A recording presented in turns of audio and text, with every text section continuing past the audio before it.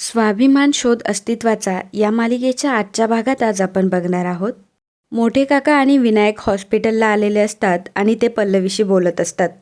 पल्लवी म्हणते की दादा हो काहीच कळत नाही हो.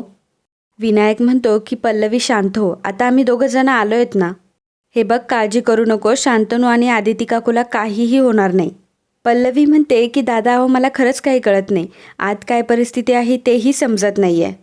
आधी शांतनूंचा फोन लागत नव्हता आणि आता लागतोय तर ते उचलत नाही आहे. डॉक्टर म्हणाले की सगळ्या पेशंटला दुसऱ्या बिल्डिंगमध्ये शिफ्ट केले पण तिथंही कोणी जाऊ देत नाही आहे. मला खरंच काही कळत नाही, तुम्ही प्लीज शांतनूंना आणि आईंना शोधून बाहेर आणा ना. मला खरंच काही सुचत नाही आहे. विनायक पल्लवीच्या डोक्यावर हात ठेवून म्हणतो की शांत हो पल्लवी, मी भाऊ आहे ना तुझा, ट्रस्ट मी. मी आता जाऊन त्यांच्या सिनियर मॅनेजरसोबत बोलतो. मी त्यांना विचारतो पण यू डोंट वरी. मोठे काका म्हणतात की काहीही करू पण आपण आदितीला वाचू, तू डोळे पुस आणि रडू नकोस. ते विनायकला म्हणतात की शांतनूला फोन लागतोय का बघ जरा. विनायक शांतनूला फोन करत असतो परंतु त्याचा फोन कनेक्ट होत नसतो. पल्लवी, विनायक आणि मोठे काका पुन्हा हॉस्पिटलजवळ जातात. तर दुसरीकडे मात्र हॉस्पिटलच्या मागून गॅस बेडवरून आदिती मॅमला ढकलत शांतनू पळत पळत येत असतो. पल्लवी ते बघते. शांतनू त्यांच्या जवळ येतो. आदिती मॅमला आणि शांतनूला बघून विनायक आणि मोठे काका मात्र एकमेकांच्या तोंडाकडे बघायला लागतात. पल्लवी शांतनूला विचारते की आई ठीक आहेत ना. शांतनू म्हणतो की पल्लवी अगं मी पण तोच विचार करतोय की आईला काही झालं तर नसेल ना. पल्लवी डॉक्टरला हाक मारते. डॉक्टर येतात, आदिती मॅमला चेक करतात. शांतनू म्हणतो की बघा ना डॉक्टर, अजून काही होत नाही आहे ना त्यांना. डॉक्टर चेक करून म्हणतात की यांची कंडिशन अजिबात स्टेबल नाही आहे, त्यामुळे आपल्याला लवकरात लवकर ट्रीटमेंट सुरू करावी लागेल. ते वॉर्डबॉयला सांगतात की वॉर्डबॉय यांना लवकरात लवकर दुसऱ्या बिल्डिंगमध्ये शिफ्ट करावं लागेल. आणि मग वॉर्डबॉय आणि नर्सेस आदिती मॅमला दुसऱ्या बिल्डिंगमध्ये शिफ्ट करतात. पल्लवी शांतनूला विचारते की तुम्ही ठीक आहात ना आणि तुम्ही एकट्याने आईंना घेऊन आलात. तुम्ही वाचवलं तुमच्या आईला. बाकी सर्व घाबरलेले असताना तुम्ही धाडस दाखवून त्यांचा जीव वाचवला. त्यांना बाहेर घेऊन आलात. स्वतःच्या जीवाची देखील पर्वा केली नाहीत. आदर्श मुलगा आहात तुम्ही. खरंच आज खूप अभिमान वाटतोय तुमचा. मोठे काका आणि विनायकच्या तर इच्छेविरुद्ध सगळं घडलेलं तरीही नाईलाजाने विनायक शांतनूला म्हणतो की खरंच शांतनू, खूप मोठं काम केलं आहेस तू. मोठे काका देखील म्हणतात की खरंच बाळा तुझं खूप कौतुक आहे. आमच्या सगळ्यांची चिंता मिटवलीस तू. शांतनू म्हणतो की असं म्हणू नका मोठे काका. ज्या आईने मला जन्म दिलाय तिच्यासाठी एवढंही करू शकत नाही का मी. शांतनू म्हणतो की दादा मला असं वाटतंय की आपण आईला घरी घेऊन जायला हवं. मी डॉक्टरांशी बोलतो आणि घरी तशी अरेंजमेंट करूयात आपण. तुम्हाला काय वाटतं. त्यावर विनायक म्हणतो की मला असं वाटतंय की तुझं म्हणणं बरोबर आहे. तू विचार डॉक्टरांना. शांतनू तिथून बाजूला निघून जातो. तेव्हा विनायक मोठे काकांना म्हणतो, नको तेव्हा मुलगा जागा झाला आणि आईला वाचवलं. आता आपल्याला फुकटची काळजी दाखवायला लागणार. मोठे काका देखील म्हणतात की नाहीतर काय. तर इकडे पल्लवी आणि शांतनू दोघंही आदिती मॅमकडे आलेले असतात. शांतनू डॉक्टरांना विचारतो की आता कशी आहे ती. त्यावर डॉक्टर सांगतात की आता त्यांची कंडिशन स्टेबल आहे. मिस्टर शांतनू, तुम्ही पॅनिक न होता त्यांच्यासाठी एवढी धावपळ केली ते बरंच केलं. शांतनू म्हणतो पण या सर्वांचा तिला काही त्रास झाला नाही ना, ती खरंच ठीक आहे ना. यावर डॉक्टर म्हणतात की हो, आम्ही लक्ष ठेवून आहोत त्यांच्यावर. शांतनू म्हणतो की डॉक्टर अजून एक रिक्वेस्ट होती. तिची ही जी ट्रीटमेंट आहे ती आम्ही घरी कंटिन्यू करू शकतो का. म्हणजे मला तिला घरी घेऊन जाता येईल आणि स्वतःला तिची काळजी घेता येईल. जे काही झालं आहे इथे त्यामुळे मला खूप रिस्क वाटतं आहे. डॉक्टर म्हणतात की आम्ही समजू शकतो, पण घरी नेऊन तुम्हाला त्यांची नीट काळजी घेता येत असेल तर तुम्ही नेऊ शकता. बरं एक करता येईल, त्यांच्यावर लक्ष ठेवण्यासाठी एक नर्स येईल आमची तुमच्याकडे. म्हणजे त्यांच्यावर 24 तास लक्ष ठेवता येईल. आणि मी देखील अधूनमधून येत राहीन व्हिजिटसाठी. शांतनू म्हणतो की थँक्यू डॉक्टर, जर तसं झालं तर बरंच होईल. मी माझ्या घरच्यांना फोन करून अरेंजमेंट करतो. डॉक्टर म्हणतात की तुम्ही हॉस्पिटलच्या सर्व फॉर्मॅलिटीज पूर्ण करा आणि पेशंटला घेऊन जा. त्यावर पल्लवी म्हणते की थँक्यू सो मच डॉक्टर, आम्ही सगळ्या फॉर्मॅलिटीज कंप्लीट करू आणि तुमच्या सूचना देखील पालन करू. आणि मग शांतनू आणि पल्लवी दोघेही बाहेर येतात. तर इकडे मोठे काका विनायकला म्हणतात की अरे चाललंय काय हे, तुझं सगळं प्लॅनिंग फेल गेलंय. आता उद्या ती आपल्या डोक्यावर बसणार. ती जर वाचली तर काय करायचं काय आपण. विनायक म्हणतो की बाबा हो, या क्षणी काय करायचं मला काहीच विचारू नका. तेवढ्यातच पल्लवी आणि शांतनू तिथे येतात. मोठे काका म्हणतात की शांतनू तुझं बोलणं झालं का, डॉक्टरांची फॉर्मॅलिटीज कंप्लीट झाल्या का? शांतनू म्हणतो की हो मोठे काका, मी बोललो डॉक्टरांशी. त्या बोलल्या की घरी तुम्ही काही इक्विपमेंट मागवा, मी तशी अरेंजमेंट करतो. तुम्ही एक काम करा, तुम्ही दोघं पुढे निघा, आम्ही आईला घेऊन येतो. मोठे काका म्हणतात की ठीक आहे, आम्ही पुढे होतो, तू आदितीला घेऊन ये. तर इकडे घरी प्रभाकर एकटेच चिंतित असतात. त्यांना काहीही माहीत नसतं. ते शांतनूला फोनही ट्राय करतात, परंतु शांतनूचा फोन लागत नाही. तेव्हा ते म्हणतात की जाऊ दे, शांतनू गडबडीत असेल. तेवढ्यातच विभावरी आणि मेघना तिथे येतात. प्रभाकर सर म्हणतात की विभा, मेघना, अगं या ना. काय झालं गं? त्यावर विभावरी म्हणते की भाऊजी, एक चांगली बातमी आहे. आदिती जाऊबाईंना घरी घेऊन यायचं आहे. पल्लवीचा तसा फोनही आला होता, म्हणून मी तुम्हाला सांगायला आले. मेघना म्हणते आणि स्वतंत्र बेडमध्ये त्यांची व्यवस्था करा, असा भाऊजींचा फोन आला होता. प्रभाकर सर म्हणतात की एक मिनिट, आदितीला घरी घेऊन यायचं ठरलं हे तर आता मला तुमच्याकडनं कळतंय, पण मग तुमच्यापैकी मला कोणी का नाही सांगितलं बाकीचं? आणि हा निर्णय डॉक्टरांचा आहे. अगं मला नाही का सांगायचं, माझी काहीतरी मदत झाली असती. आदिती कधी शुद्धीवर येईल याची वाट बघतोय मी. तिला कधी एकदाचं बघतोय असं झालंय मला. मी आत्ताच गेलं पाहिजे. विभावरी म्हणते की आत्ता नका जाऊ तिकडे, कारण ते आत्ता इकडे येण्याच्याच धावपळीत असतील. शांतनूने निरोप दिला म्हणून म्हटलं आधी तुम्हाला सांगावं. विभावरी सांगते की खरं म्हणजे रात्री एक दुर्घटना घडली, पण आता सर्व ठीक आहे. प्रभाकर सर विचारतात की कसली दुर्घटना? विभावरी म्हणते की घटना तशी गंभीर होती, पण सुदैवाने कोणालाच काही झालं नाही. आदिती जाऊबाई आणि शांतनू ज्या हॉस्पिटलमध्ये होते तिथे आग लागली होती. प्रभाकर सरांना मोठा धक्काच बसतो. ते म्हणतात की हे सर्व मला आधी का नाही सांगितलं? बरं मला सांग की आदितीला काही त्रास झाला नाही ना? ती सुरक्षित आहे ना? आणि शांतनू कसा आहे? विभावरी म्हणते की भाऊजी, आता आग आटोक्यात आली आहे आणि ते दोघंही सुखरूप आहेत. त्यांना काहीही झालं नाही. मेघना म्हणते की हो काका, आणि भाऊजींनीच आदिती काकूंना वाचवलंय आणि सुरक्षित ठिकाणी नेलंय आता. विभावरी म्हणते की तुम्ही काळजी कराल म्हणूनच तुम्हाला सांगितलं नाही.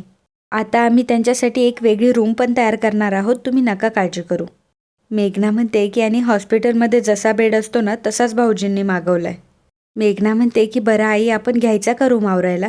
विभावरी हो म्हणते. प्रभाकर सर देखील म्हणतात की मी पण येतो. तर इकडे शांतनू आणि पल्लवी आदिती मॅमला घरी घेऊन आलेले असतात. शांतनू म्हणतो की सिस्टर, मी घरात एक नवीन रूम करायला सांगितली होती यांच्यासाठी, आपण त्यांना तिथे शिफ्ट करूया. तेवढ्यात विभावरी, मेघना आणि प्रभाकर सर तिथे येतात. प्रभाकर आदितीजवळ जाऊन म्हणतो की आता आदितीची तब्येत कशी आहे? शांतनू म्हणतो की बाबा सॉरी, तिथल्या परिस्थितीमुळे हिला इथं पटकन घेऊन यावं लागलं. तुम्हाला विचारायला वेळ पण मिळाला नाही, सॉरी. प्रभाकर सर म्हणतात तू योग्य तोच निर्णय घेतला. प्रभाकर सर म्हणतात की तू खूप मोठं धाडस दाखवलंस बाळा, आणि आदितीला घेऊन येण्याचा निर्णय तुझा एकदम चांगला आहे. म्हणजे आपल्याला अजून तिची काळजी घेता येईल. तसंही तिचा लाडका मुलगा आता तिची काळजी घेणारे म्हटल्यावर ती लवकर बरी होईल. मोठी आई विनायकला म्हणत असते की बघितलंस का, सगळं मनाविरुद्ध घडतंय. उद्या जर ही खरंच शुद्धीवर आली तर?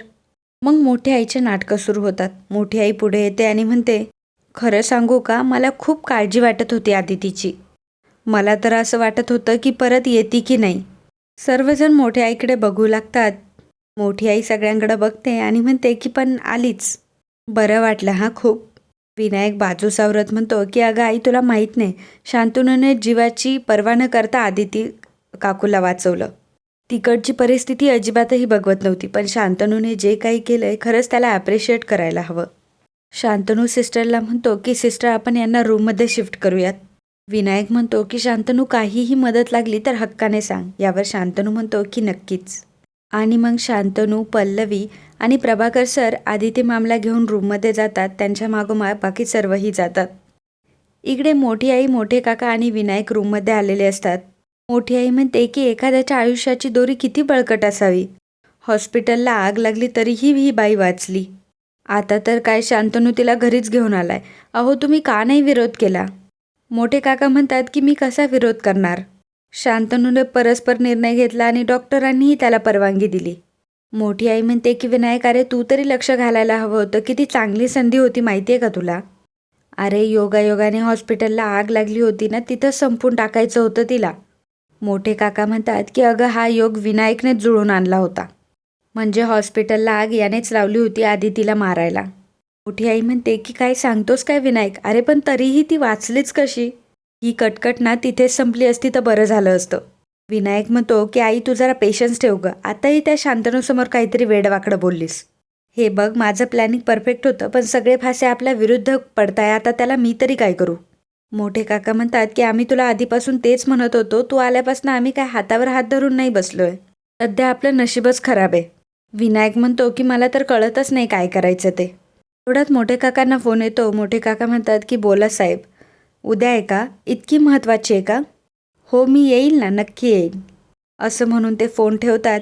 मोठे काका म्हणतात की शिक्षण मंत्र्यांच्या PAचा फोन होता, उद्या सगळ्या डायरेक्टरची मीटिंग आहे मुंबईला.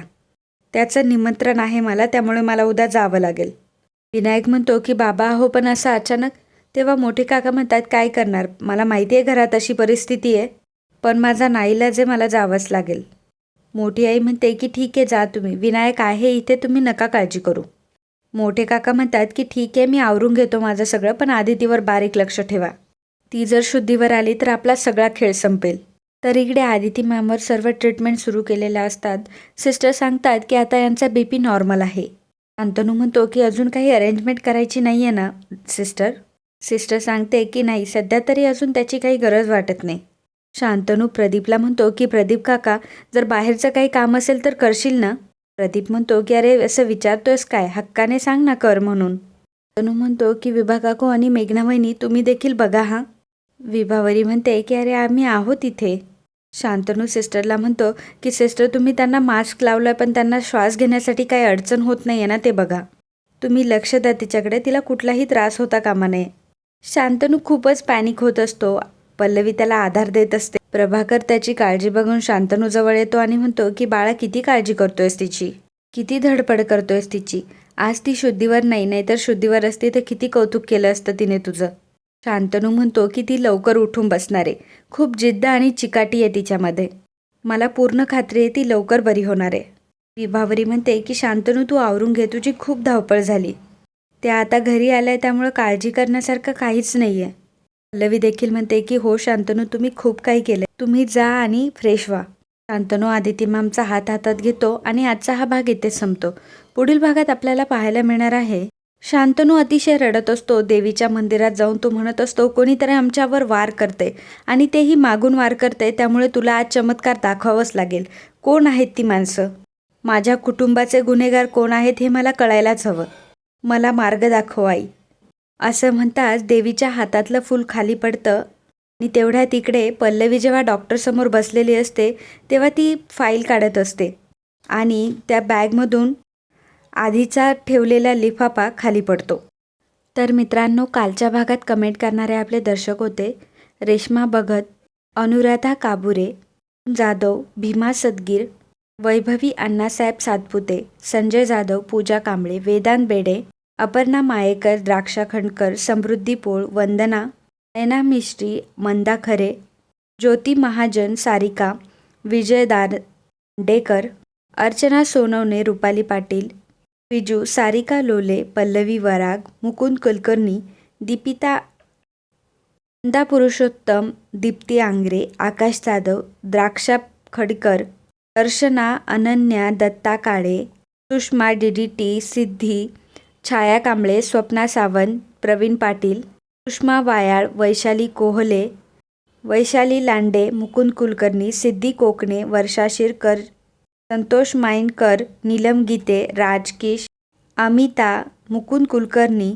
सानवी जोशी, तान्हाजी, विलास, आनंद केसवानी, रोहिणी, आनंद, मुक्ता, योगेश मेश्रम, उज्ज्वला वाडकर, ज्ञानेश्वर आचारी, रेश्मा देने, मोनाली खर्डे, आराधना, कविता, सुनीता सुतार, श्रीधर मोरे, नवी शेटे, श्रीराम, पूजा कांबळे, सिद्धू गावडे, वैभवी कुष्ते, मानसी, रवी कवडे, गौरव, शैला मांडगे, हर्षल चौधरी, राम सोनावणे, प्राजक्ता कांबळे, धनश्री देशमाने, गीता चंदेर.